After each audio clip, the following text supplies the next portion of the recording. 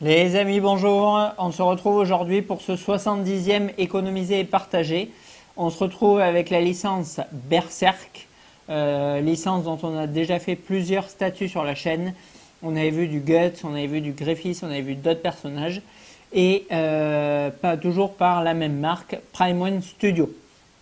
Alors, c'est vrai que la licence Berserk, à l'époque où je commençais à collectionner, enfin même avant, en 2005, avant l'apparition même de Sideshow, à l'époque de Atacus, pour ceux qui se souviennent, on avait, pour les fans du manga, le fabricant Art of War, qui proposait les seuls et uniques produits Berserk. Depuis, on a eu d'autres compagnies qui se sont raccrochées du coup au filon. On pense notamment à Onire Création et bien évidemment à Prime One Studio qui nous a fait maintenant une grosse partie de la gamme en un quart puisqu'on va retrouver du Guts, on va retrouver du Griffiths, on va retrouver du Zod en Human et en chauve-souris en mode apôtre. On va retrouver toute la God End, on va retrouver plusieurs personnages, on a vu Casca, on a vu... ben voilà, on a vraiment une gamme Berserk qui s'étoffe de plus en plus, le Skull Knight bien sûr. Et on va voir aujourd'hui le personnage de Shirke. Alors Shirke, c'est un petit peu comme Isidro, c'est ce genre de personnage de niche qui va être quand même, à mon sens, relativement pas mal édité. 400 exemplaires pour la statue qu'on voit aujourd'hui, mais qui va être du coup, paradoxalement, complètement introuvable sur le marché d'occasion. Ou même neuf en boutique, on la voit quasiment jamais, et qui va du coup se vendre à des prix complètement aberrants. J'ai d'ailleurs vu, alors une Shirke, je crois que j'en ai vu une très très chère, mais le summum c'était quand même Isidro. Isidro, je crois que c'était 600-700 euros, un truc du style. Et là, il y en a un à vendre en prix down, donc en prix baissé du coup sur le bon coin, à seulement 2500 euros. Donc pour voir, pour ceux qui ont vu la statue d'Isidro de leurs yeux, c'est juste complètement ridicule. Alors aujourd'hui, grâce à Mehmet, dans ce 70e économisé et partagé qu'on remercie, on va voir du coup le personnage de la magicienne Shirke. Un personnage bon, qui est sympathique du coup dans le manga, qui n'a pas été représenté pour le moment dans l'anime puisqu'ils ne sont pas allés aussi loin, et une statue qui est quand même très très bien réalisée, mais qui est à mon sens extrêmement éloignée en termes de réalisation pure des autres statues de la gamme Berserk. Alors c'est vrai que les statues qu'on avait vues, on avait Griffiths qui était relativement comme il l'est dans le manga avant du coup qui sombre en version apôtre, une espèce de personnage très majestueux où le socle était très lumineux, couvert de plumes et tout, une espèce d'aura un peu à la Sephiroth.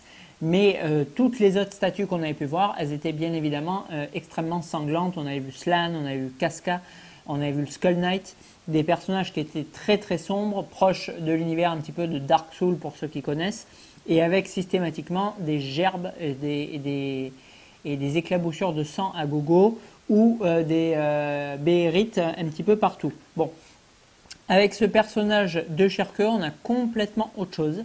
On a une statue, très honnêtement, quand je la regarde en elle-même, sortie de son contexte, qui me fait beaucoup plus penser à un univers Ghibli qu'à un personnage de Berserk. Alors déjà, on a un socle un petit peu floral, un petit peu typé forêt, avec une racine de tronc, des petits champignons tout mignons, des oiseaux qui chantonnent par-dessus, et au fond on a du coup les golems, deux golems recouverts de mousse et qui me font penser vraiment comme deux gouttes d'eau à des personnages tirés de l'univers de Miyazaki, ou aussi à ceux qui ont joué aux personnages qu'on peut retrouver dans Grandia, le jeu sur PlayStation 1. Ensuite, on a notre petite magicienne Shirke. Alors Shirke, elle est quand même relativement mimi, elle n'est pas très grande. Elle a voilà, des grands yeux très très typés manga.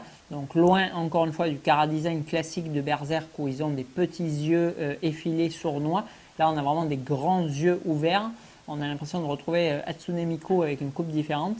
Et du coup, ces gros cheveux, cette grosse masse de cheveux verts bien garnis, bien fluo, qu'on peut retrouver démasqué du coup sur cette tête classique avec lunettes, sur la deuxième tête version pirate, ou sur la tête la plus emblématique que je vous présenterai du coup à la fin, avec le chapeau de magicien. Voilà, donc cette statue, bon, elle est quand même relativement bien réalisée dans l'ensemble. Les paints sont très propres. Le socle, on va reprendre du coup la base ovale qu'on retrouvait sur l'intégralité de la gamme Berserk, avec les stries verticaux et les glyphes tout autour. On retrouve l'emblème de la magicienne devant. Et ensuite, voilà, on va avoir une espèce de mix de textures de terre, de racines, de plantes, qui est relativement bien peint et assez réussi. Maintenant, c'est vraiment voilà, cette espèce d'ambiance champêtre qui, lorsque je la regarde, franchement, mes yeux voient du Ghibli et pas du Berserk. Donc bon, je ne veux pas dire par là que c'est un personnage surtout pour les complétistes comme Mehmet qui font toute la gamme qu'il ne fallait pas prendre, mais c'est vrai qu'on est vraiment très très loin de ce que nous a livré du coup Primon, parce que déjà Art of War il faisait des versions bloody bon, qui étaient sanglantes, mais les versions clean elles étaient quand même relativement soft. Mais là Primon, bon, alors eux aussi ils font des bloody, mais même pour les versions standards, on est déjà quand même sur des personnages très très ensanglantés, très sombres, très désaturés. Et là vraiment, avec cette statue de Shirker, on est complètement à l'opposé. Alors, en tirage, on l'a dit, on est sur 400 exemplaires. En prix, alors là, en économisé et partagé, on est à 750 €. Donc, je pense qu'en prix public, je crois que cette statue, elle avait été quand même remisée, là, du coup, chez mon distributeur, parce qu'en ce moment, il y a pas mal de soldes. Je crois qu'en prix public, on devait être, comme Isidro, autour de 850-900 € pour les prix magasins. Et on a, du coup, 3 têtes et 2 paires de mains alternatives. Là, je lui ai mis du coup la version avec bâton et potion dans la main, avec la tête sans chapeau. Et vous pouvez du coup permuter ça avec la version pirate, je vous zoome tout en même temps, le chapeau de magicien, ou du coup la main qui tient le chapeau et le grimoire dans l'autre main. Voilà, donc ça donne voilà, des possibilités d'exposition relativement variées. Et bon, je trouve que c'est quand même relativement une réussite en soi.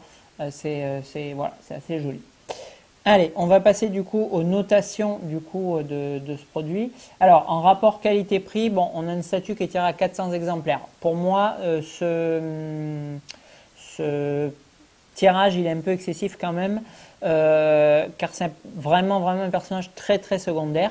Bon, pas d'inquiétude au niveau de la cote parce que en Europe, il n'y en a quasiment pas. Là, il y en avait une du coup chez mon distributeur. J'en ai très peu vu dans les boutiques. Je crois que j'en ai vu aucune dans les collections. Voilà, c'est un personnage quand il va se revendre qui va se revendre beaucoup plus cher. Donc c'est un très très bon investissement la Café Mehmet. 750 €, il n'y a aucune chance qu'il perde de la valeur. Maintenant, d'origine, s'il n'y avait pas du coup cet engouement sur la gamme Berserk sur certains personnages en occasion, je trouve qu'en tirage, on est vraiment trop haut. Moi, j'aurais bien vu un 200 exemplaires pour ce personnage, je trouvais que c'était suffisant. Mais du coup, bon, de ce fait, il faut prendre le second marché en occasion pour moi pour la cote. On a un rapport qualité-prix qui est excellent du coup sur ce personnage parce que c'est relativement rare sur une statue d'avoir autant de certitude, de ne pas perdre d'argent, voire d'en gagner. Donc là, je mettrai 19 sur 20. Ensuite, en réalisme et fidélité, alors réalisme et fidélité, elle est quand même très ressemblante. On a, comme d'habitude, la résine translucide sur le visage du personnage.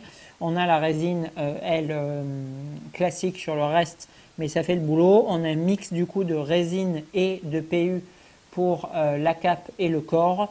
Les golems sont bien détaillés. Enfin, pour moi, on a quelque chose de vraiment ressemblant. On est du coup sur 16 sur 20. En note globale, alors, c'est dur parce que, oui, je n'ai d'ailleurs pas mis de notes, je suis vraiment très fatigué et très tard, de notes rendu global. Alors, rendu global, là par contre, ça pêche un peu plus parce qu'on a un personnage, alors ils l'ont fait à la bonne échelle, il n'y a pas de problème de ce côté-là, mais on a quelque chose qui est quand même pas très garni, très impressionnant. C'est une petite statue, elle doit faire 35-40 cm, 35 disons, 40 avec le bâton. Donc on a quelque chose, voilà, une statue qui est sympathique mais qui n'est pas ouf en soi, donc je lui mettrai 13 sur 20. Pour la note globale, assez compliqué parce que, encore une fois, il faut prendre en compte le prix relativement mini, surtout dans cet économisé et partagé, et vraiment cadeau. Si je dois prendre le prix en compte, la réalisation, la fidélité, le personnage qu'on représente, je serais tenté de lui mettre 16 sur 20. Maintenant, c'est vrai que le rendu, à côté des autres personnages de Berserk qui sont quand même relativement saisissants la plupart du temps, je trouve qu'on est quand même un peu en deçà. Donc, je mettrai 15 sur 20 en note globale du coup pour ce Shirker, cette Shirker. Je trouve que c'est voilà, c'est une note qui est bien, c'est un bon personnage. Je le conseille du coup à ceux qui peuvent en faire l'acquisition au prix de départ. Ne payez pas ça à 2000 euros, bien évidemment. Mais voilà, il viendra agrémenter votre gamme. C'est une statue qui est mignonnette. Ça donne un peu de couleur aussi dans la gamme Berserk. Parce qu'on ne peut pas dire que ce soit très saturé. Et surtout, encore une fois, c'est voilà, un investissement, cette pièce. Voilà. Allez, on clôture du coup ce 70e économisé et partagé rapidement parce il est tard. Et on remercie une fois de plus Mehmet pour nous permettre de voir la suite de la gamme Berserk avec grand plaisir. Merci à lui, merci pour cette découverte. À bientôt.